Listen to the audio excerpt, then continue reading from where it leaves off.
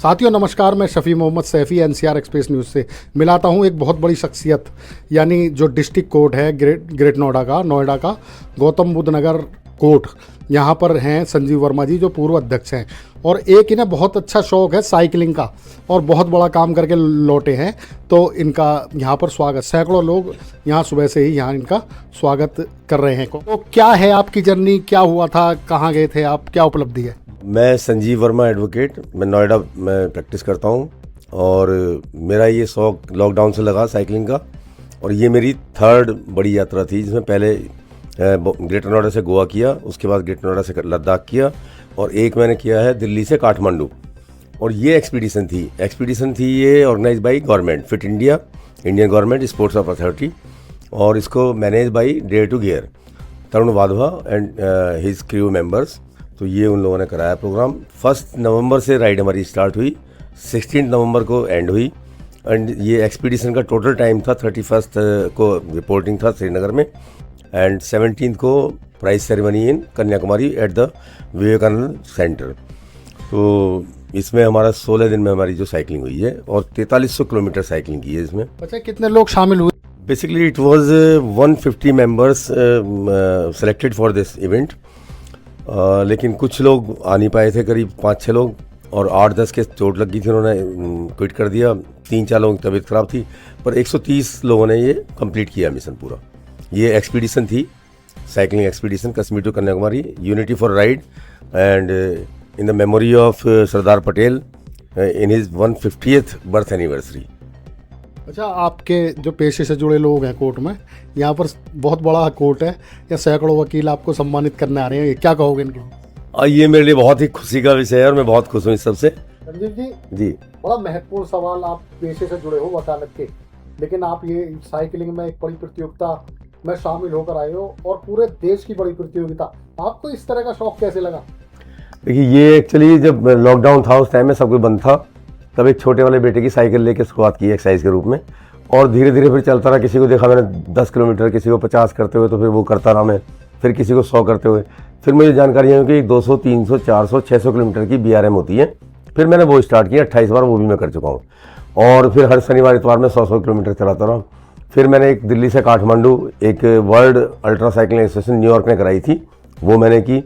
2 अपने आप self supported मैंने टूर किए, ग्रेटर नोएडा से गोवा एंड ग्रेटर नोएडा से खारडुंगला, लद्दाख यानी कि।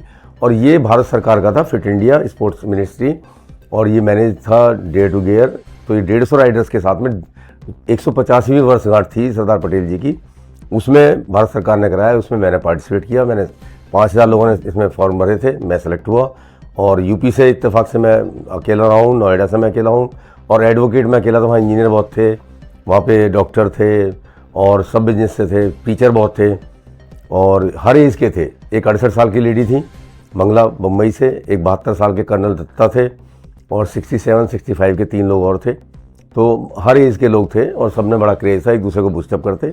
और हम लोगों ने एक को स्टार्ट की श्रीनगर से, और 16 नवंबर को ये कन्याकुमारी में एंड की। 17 में हमारा वहाँ जो प्रोग्राम हुआ, जिसमें वहाँ के स्पोर्ट अथॉरिटी ऑफ इंडिया से, वहाँ लोकल एसोसिएशंस के मेंबर, एक मिनिस्टर, विवेकानंद सेंटर जो बहुत बड़ा सेंटर है वहाँ पे विवेकानंद जी के, उसमें उनकी चेयरपर्सन, वो सब लोग वहाँ, हमारा अवार्ड सेरेमनी हुआ। और ये बहुत मतलब जोश वाला काम था, और एक इतिहास बना है कि एशिया में पहली बार 150 मेंबर्स के साथ में 4000 किलोमीटर से ऊपर जो एक साइकिल एक्सपीडिशन हुई है, ये एक रिकॉर्ड कायम किया भारत सरकार ने, और मैं बेहद खुश हूँ कि मैं उसका एक हिस्सा रहा हूँ।